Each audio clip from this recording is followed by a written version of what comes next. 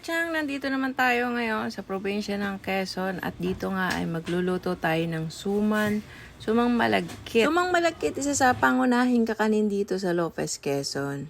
Ito nga't nagpaparikit na si Kuya Anlon dito na gamit ay yung baon ng niyog. Maraming purpose yung niyog dito, guys. Dito naman habang sinasaing pa natin yung malagkit, nag-aayos na si Nanay Ida ng dahon ng saging para sa pagbabalutan natin ng suman. Ito nga at naluto na rin yung malagkit at okay na rin yung balutan ng suman. Kaya inumpisahan na magbalot nito ni Hazel, ni Michelle ng mahaba-habang proseso din ang paggawa ng suman, pero sulit naman kapag talagang natikman mo na ito. Ito naman, pumunta tayo dito sa kusina nila at dito nga nagluluto si Madam ng seafood. Ayan at may hipon, ayan may lahok pang mais. Ang sarap niyan, guys, the best yan. Yan yung paborito ko talagang luto. Dito nga sa kabilang lutuan ay niluluto naman itong hamonado. Matapos na nga lutuin itong seafoods, ito nga at inilagay na sa llanera para mamaya ilalagay natin sama-sama sa isang table at nang makain. Dito nga sa probinsya ng Quezon ay talagang may pagkamahilig din talagang kumain. Nakagawa na nga yan ng mga Pinoy, hindi lang dito sa Quezon, sa buong Pilipinas, napakahilig talaga natin kumain ng iba't ibang food.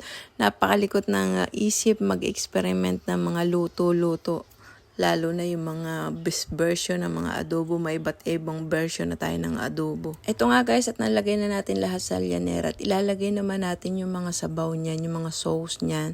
Yan yung nagpapasarap talaga yan, yung Cajun sauce. Balik naman tayo dito sa ating hamonado na niluluto. Bali, 3 hamonado yan, yung niluluto natin yan. At pumunta naman tayo dito sa mga nagbabalot ng dynamite kung tawagin. Ito yung ceiling green na papalaman na natin ang giniling na karne na may mga sangkap na.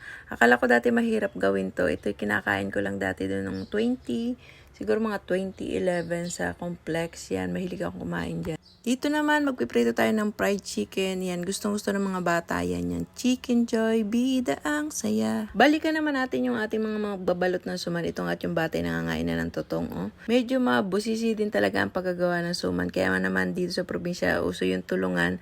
Alam mo yun, kapag may mga handaan, pupuntahan ka, tutulungan ka.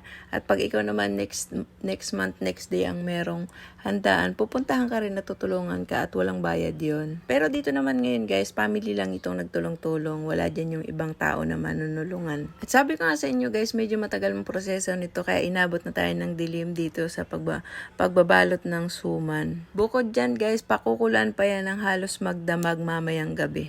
Para bukas masarap na talaga. Dito nga ay nangangalahati na sila ng ginagawa at mamaya rin na isasalang na rin yan. Pagkatapos nga ng mga lutuin, ito nga't nag-ihaw naman tayo. Ito ang pinakalas nating ginawa, ang pag-iihaw. Hindi mawala yan sa handaan, inihaw. At matapos nga ang masusing pagluluto, mahabang pagluluto ngayong araw at ito na nga yung final na naluto lahat-lahat. At ito na pwede nang kainin. Ngayon pa nga pala ay Pasko, guys. Late upload lang ito. Sayang lang kasi yung mga video kasi kailangan ko nang i-upload lahat ng mga video para makapagbura na ako. At may part 2, part 3 pa tong video. So, kailangan na talaga nating ipag-upload lahat ng video dahil napupuno na talaga yung cellphone ko. At sayang din naman kasi yung video kung hindi natin i-upload. Kaya, don't forget to subscribe my channel. Baka naman.